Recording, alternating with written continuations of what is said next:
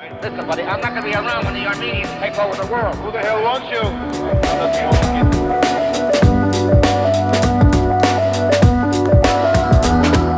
you? Welcome, ladies and gentlemen, to the podcast. I'm your host, Levon Muradian, and welcome to Lost in Hollywood, the podcast, episode 4. We're here.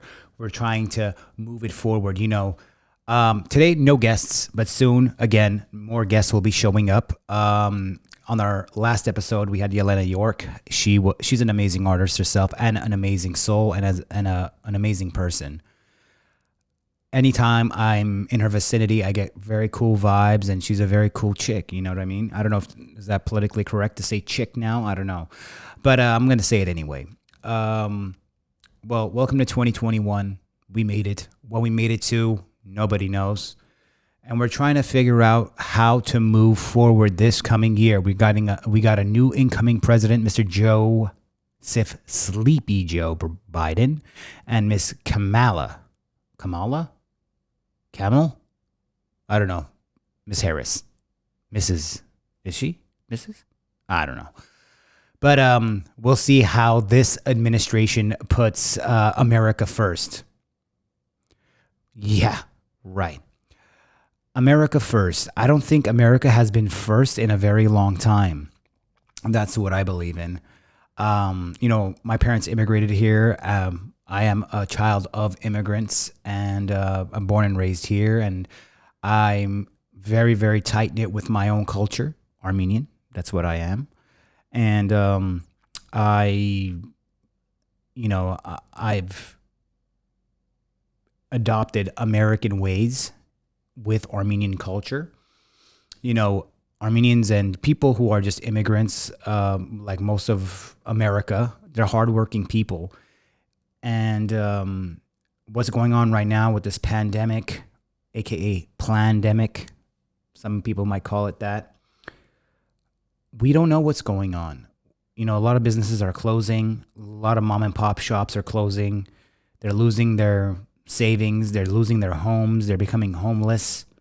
And America sat and bickered. The Democrats and the Republicans, they bickered with one another to, not give credit to the outgoing president, Donald Trump, and kept, I don't know what the hell's going on, to be honest with you. It's just very, very weird, and it's kind of like the entire world is laughing at us.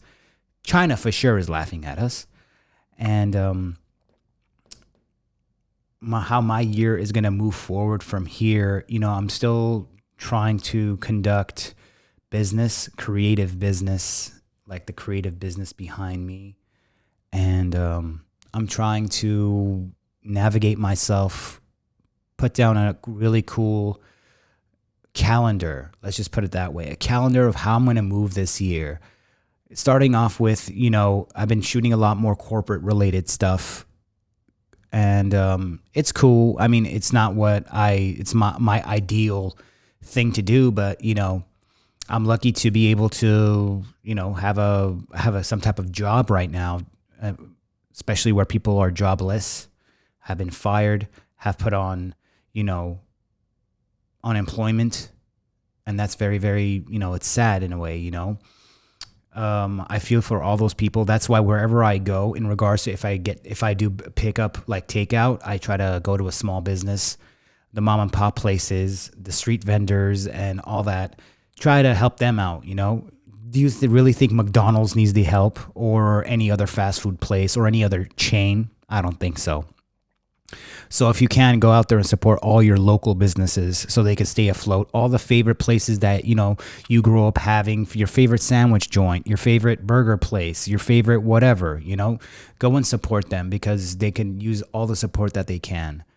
But from what I've seen, all the street food, all takeout food is popping. So if you're going to start a business, I think that would be a good business. If you know how to make something really, really well, you should go out there and do, these little pop-ups in the middle of the street. I've seen so many of them over there on Sunset Boulevard and Hollywood Boulevard and et cetera, throughout Los Angeles. And they make some fire food that would put a lot of restaurants to shame, if you want to even call them restaurants. Some of them are just, they half-ass it. You would assume these people would their service would be above and beyond just to keep their customers or have returning customers. Some places, not really. They really don't give a shit about anything. So, moving on to forward this year, I'm planning on getting married this April. So we're trying to run around and figure out how we could put together a micro wedding, you know, and it's been hard. And luckily, in the last couple of days, we've kind of figured out the route we can go to.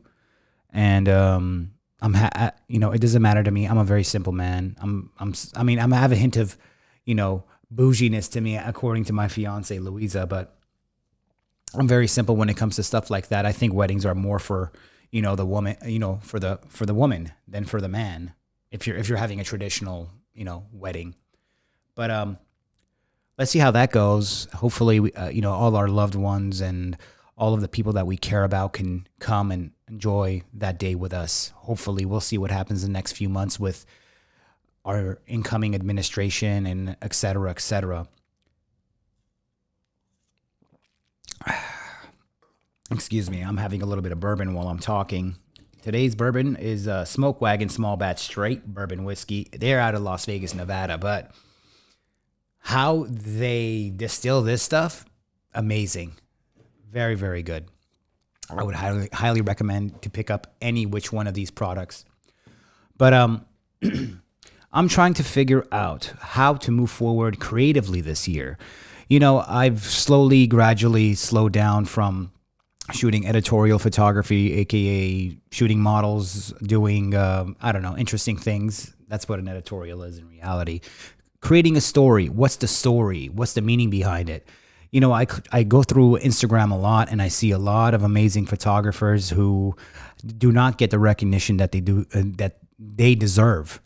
Who gets the recognition? These little Mickey Mouse little photographers who shoot in reality, a lot of these girls aren't really models. They're just your run-of-the-mill Instagram influencer or quote-unquote influencer, if you want to call them that, because they are ladies of the night. Yep, a lot of them are. How do you think they're going to survive? By posting a picture of their butt, under boob, side boob? It's not going to work out. But, they got sugar daddies and all that stuff. That's how LA is. It's sad to say, but hey, if you could hustle it, I respect every hustle. I've always respected every hustle that there is. In this country, you have to hustle. And one job is no longer enough. You need to have a job and 2 side hustles it's necessary. It's very necessary. You got to collect those assets. You got to do all types of different things. That's why I kind of strayed away from editorial fashion photography, because in reality, it pays nothing. It only pays something to the top 5%. And that might be even a high percentage on its own, and, it's like any part of the entertainment industry. It's a very cutthroat industry itself. And, I've made a lot of great friends in this industry, and I've met a lot of phony people in this industry. And if you go with the scale, the phoniness is much higher than the genuine people that you network with and befriend. So we're trying to figure out what the move is. That's why I wanted this to be another creative outlet for me, to be able to talk to all the people out there, who get inspired by so many of these great photographers that you see through social media and who shoot all the big magazines and et cetera. I was influenced by a lot of Helmut Newton's photography and Hans Führer. If you don't know who Hans Führer is, I mean, people are catching on to this man's work now. Everybody was always about, Bruce Weber, Mario Testino, Helmut Newton. Helmut Newton is just crazy. He didn't give a flying fuck about anything. You think there was any type of cancel culture when he was shooting? Yeah, right. In the 60s, 70s, even 80s, all the way to the early 2000s, this man was killing it. And it doesn't make a difference what type of equipment you do have. And that was one of his quotes. It doesn't matter. It's not here. It's here. So if you have the idea here, it trumps any technical piece of equipment that you can find. He was shooting film, just like I like to shoot my own personal work on film as well. And now everybody has adopted a digital / analog workflow, which is great. I'm glad a lot of people are soaking in film, but there's a way of shooting film and there's a way of shooting film, if you know what I mean. There's a right way and there's the wrong way, and then there's the fuck it way. And I see a lot of fuck it way, underexposed photos and very blurry and stuff, which is cool. Very artistic, if you want to call it that. But if back in the day, I already know if you try to pull some shit like that, the magazine editor or the photo editor for the magazine would have told you to go fuck yourself. So now everybody is like, oh, this is, well, they're like, this is extremely blurry. You could barely see anything. Oh, that's what I meant to do. No, you just didn't know what the ISO and the aperture and the shutter speed was. So you just fucked off with it, or put it on automatic. And I've been seeing it for years. And Helmut Newton was one of them. Hans Fuhrer was a modern day person who would. It would be, I would say Purine. Purine is an amazing voyeuristic editorial photographer. I have a few of his books on the bookshelf over there, and he's just crazy in a most, that's the most flattering way I could say crazy, as in like he shoots everywhere, natural lighting. He barely uses any, equipment besides his camera, natural light, and whatever he gets. But you can tell what the story is. It's so intimate. It's you can see like the relationship that he has with all the models that he shoots. Some of them become his, muse, his girlfriend, and then he releases books from all the girls that he spent time with, which is an amazing idea because you could get the real emotion of the people that you shoot in that way. And I think him and very, very, very few can get away with doing things like that. Another person who I highly respect is Cameron Hammond. He's a friend of mine. I've spoken to him on many of an occasion. I've never met him, but we became social media friends, and we've conversed back and forth through the DMs. And he's just a great guy. He travels the world with his wife, and he shoots cool, editorials with models around the world, which is great. And I don't think there's anybody more deserving. You could tell he puts in a lot of work and a lot of thought into shooting. A lot of people, they stop thinking about, the idea.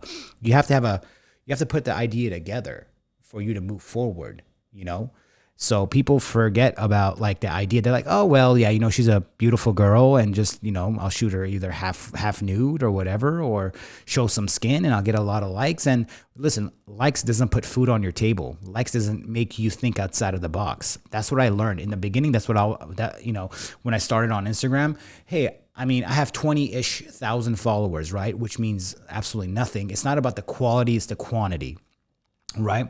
So I would always be like, oh, I got to get so many likes. I got to get on the explore page. I got to get on this. I got to get this. I got to get verified. I really stopped caring because I think mentally it's not good for you to be praised by individuals on the internet, because it gives you like a false hope, a false ego.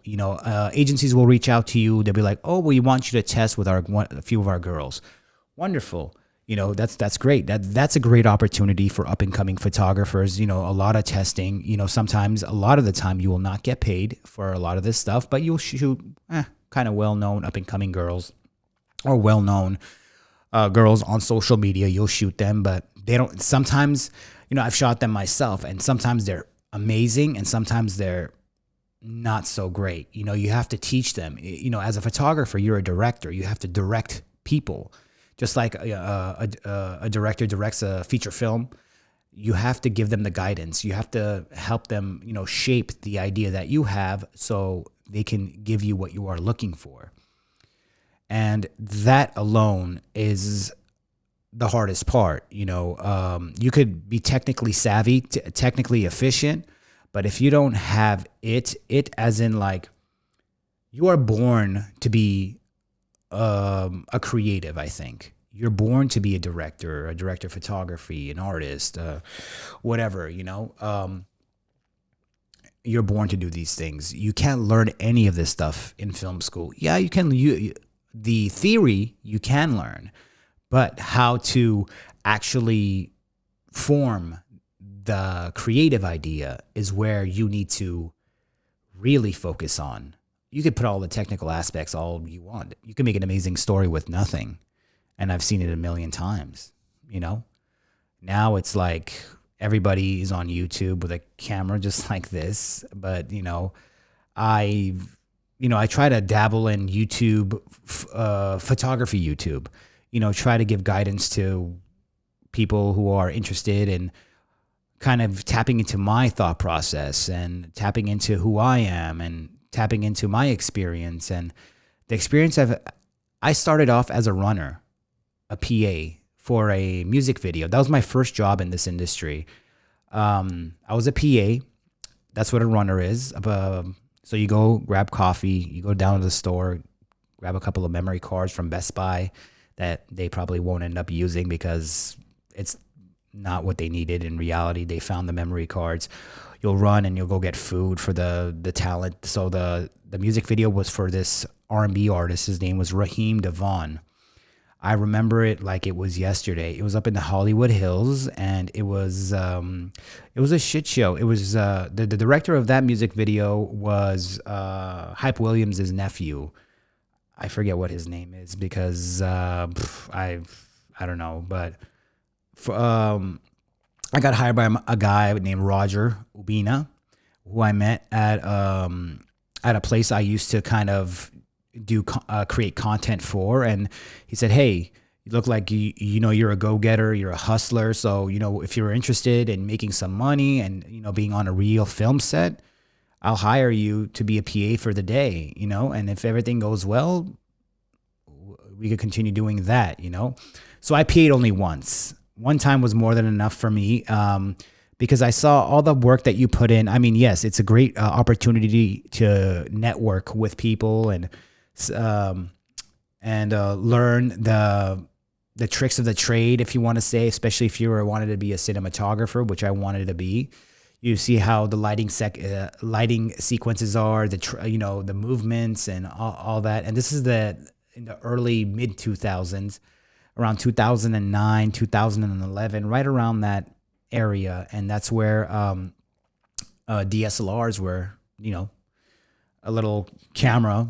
They weren't using anything, big film cameras, and, Red and all that stuff had just, gradually started coming out. And they, you saw they had a dolly. A dolly is, if you ever see movements in movies or music videos, it's probably a dolly or a gimbal, but it was more of a dolly. So you track it back and forth like this, or side to side, or depending on what type, how you configure the track, because it's almost like, it looks like a railroad track. So you put them together. So you could do a half a circle, a line, a full circle. You could do so many different things.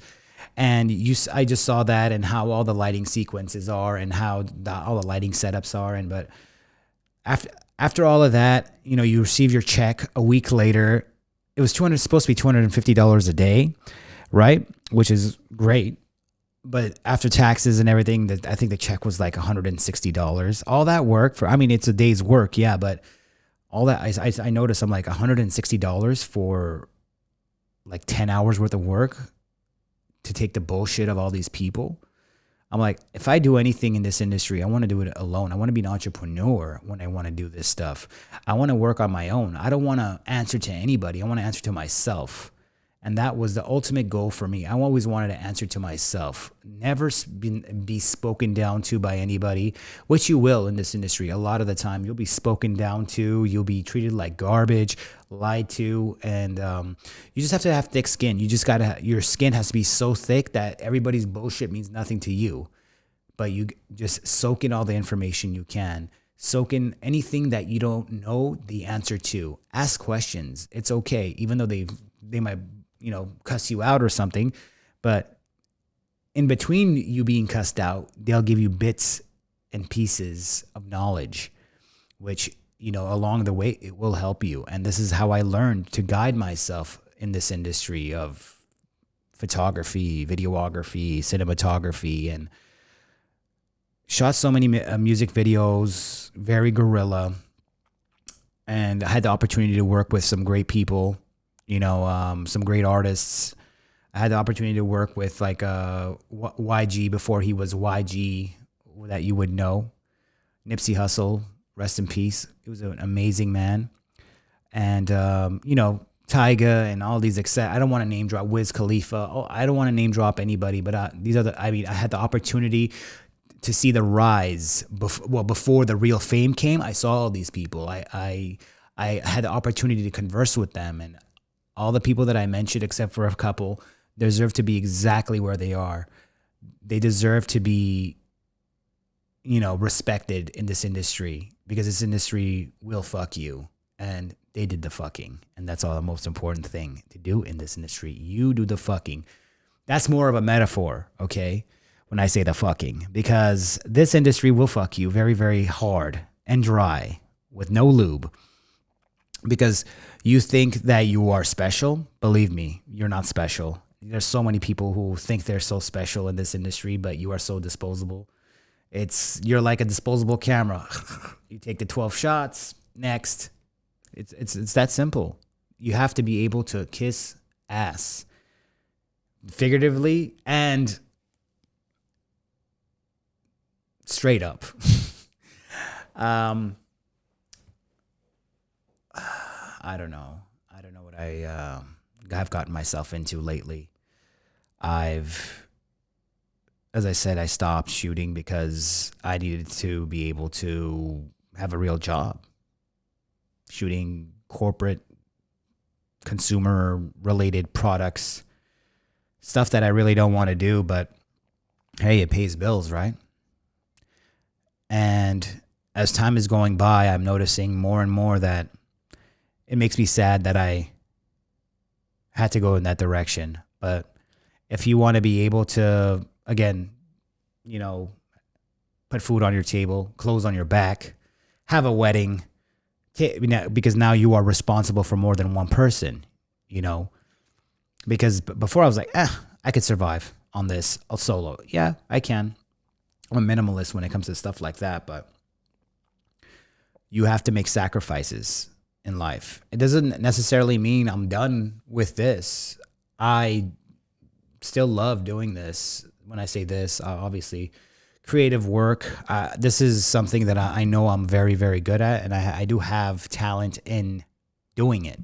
If I knew deep down, I'm a realist. If I knew I wasn't talented, I would have fucked off from this industry a long time ago. But I'm a quick learner. I have so many different ideas that just bounce inside of my head that sometimes I can't catch up to one or the other. So I've been carrying around a little notebook and writing all this stuff down because, I don't want to forget them. And, I reached out to a few modeling agencies in the top of the year, and they said, well, yeah, Will, we love your work, but, I don't feel comfortable. Not really comfortable, as in like, do you shoot anything besides, revealing editorials? So, instead of arguing with somebody, I just posted a photo and I just said, this is to whomever thinks that I'm like a one-trick pony or some shit.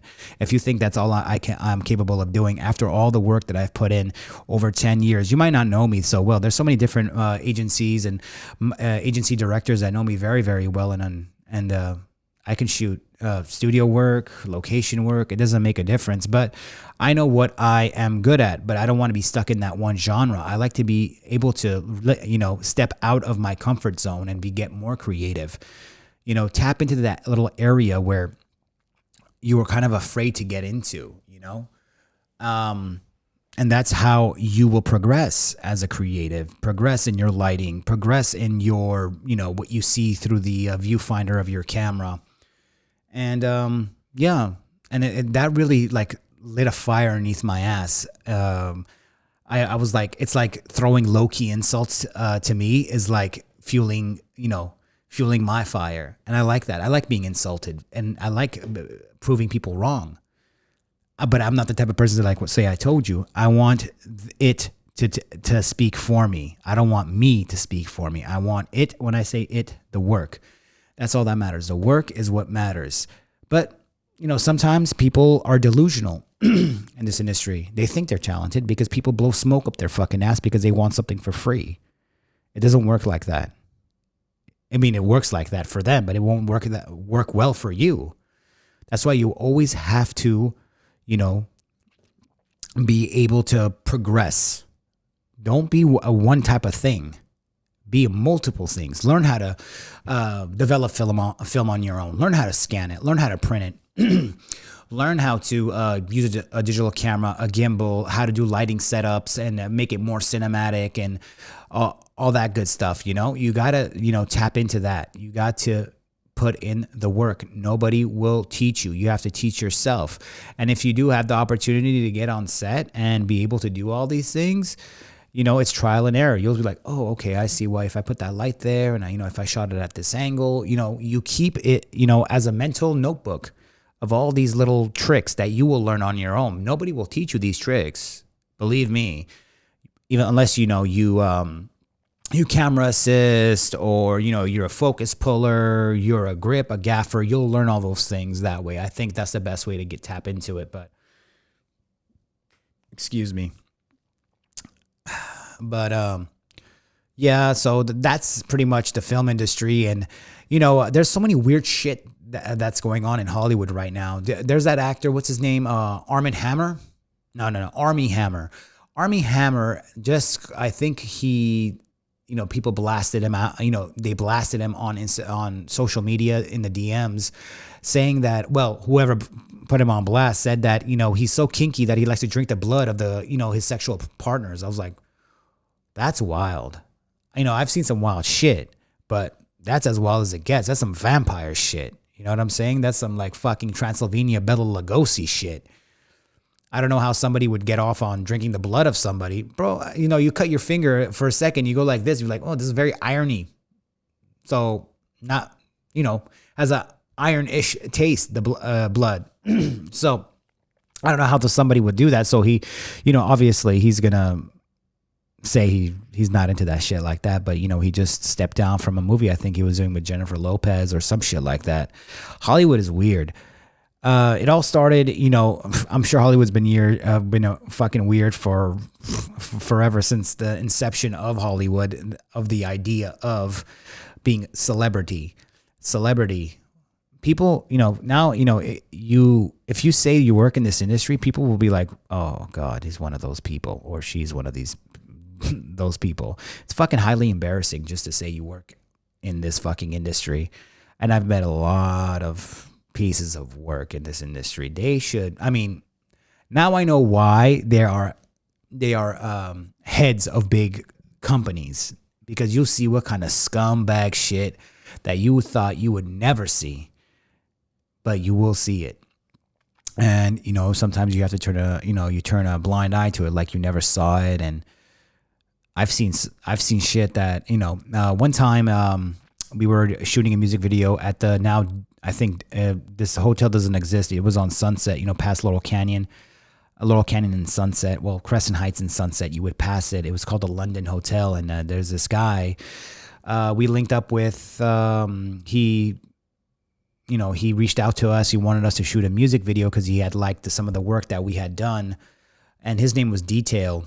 He's a music producer. He's written songs for so many very, very well. He looks like, in reality, like a darker, weirder looking Whoopi Goldberg. That's probably the best way I could describe him, just like that.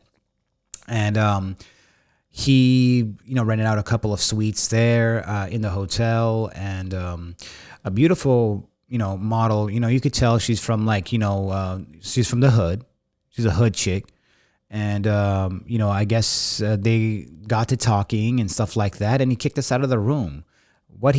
Mid shot, like he was shooting a performance scene, like a master shot. And he kicked us out. And he's all like, y'all, you guys got to give us 15, 20 minutes, dog. I'm like, all right, cool, whatever. We went outside. We come back, you know, a half hour later or whatever, that we come back. This girl is already crying and stuff like that. And I sat, you know, everybody just turned a blind eye or deaf ear to her. And I sat next to her. I'm like, I hope everything is okay. And she was just crying. She's like, no, not everything is okay. She didn't get into the details of saying what really happened, but I understood. I understood that he probably did some fucked up shit to her. And, you know, I feel for women and men in this industry who have to be, you know, who get treated like shit taken advantage of, assaulted sexually, whatever. And people get away with this. But, well, anyway, after I think a few years ago, they put him on blast. So many different women came out to say that he was sexually assaulting them, which I'm glad it did. He was not a nice dude. He was a piece of garbage. And and karma will catch up to you sooner or later. And that goes out to anybody. You can, say whatever you want to say, treat people however you want to treat them, but sooner or later, your time will come. Maybe not swiftly, as quickly as we would, a lot of people would hope to happen to a lot of people, but it will happen to you. And I'll never forget that day. And I felt, as I said, as time went by, as working in this industry, and you see this stuff, you feel ashamed. You get into this industry thinking that people are going to, how it is. It's like, oh, as long as you're talented and you put in the work. Yeah, it's okay to be, be yelled at and stuff like that. That builds, character, thick skin. All this stuff matters, And but it was, as I said, as time has gone by, I've noticed that I really don't enjoy that part of this industry. I enjoy the creative aspect of it, but the joy of creating, this stuff outweighs the joy of creating it. And then you get embarrassed, and people who don't understand say, wow, it must be very cool working in this industry. Kinda, sort of, not really. If I could go back and redo a lot of things, I would. I wish I stood up more for myself and for other people, and for other people not to walk all over certain people. But I guess maybe I'm not completely built to be in this industry. I have very tough skin in that aspect, but I'm not built for somebody to take advantage of. And because I'm so straightforward that I'll tell somebody to go fuck themselves. Like I told Hype Williams' nephew on that set that I was telling him my first job, I told him to go fuck himself. So, and to this day, there's assistant directors who shoot, spec, commercials and feature films and music videos and et cetera, et cetera. Every time I see them, it's like, bro, I've never seen ever in my life a PA tell a director who's already been established to go fuck himself. More props to you. And I appreciate that. And I've always paced myself that way, or I've chosen to be that type of person. A lot of people think I'm crazy about shit like that, because listen, I have nothing to lose. If you think I have something to lose in this industry, I fucking don't, because I don't give a flying fuck. I only give a fuck about the people who gave a fuck about me. And that's how it should always be. That could be your friends, your family, and etc. I've always given 110% and loyalty to everybody that I've ever come in contact with.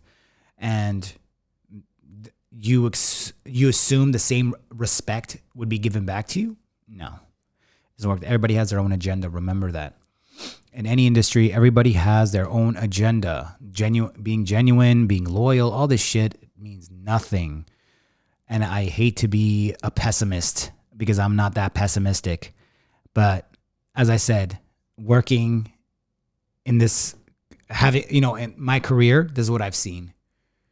And I wish none of this for anybody who strives to be in this industry. Yeah, you know what? Actually, I would recommend go start a YouTube channel. If you're that creative, I would rather you do that. That's being an entrepreneur.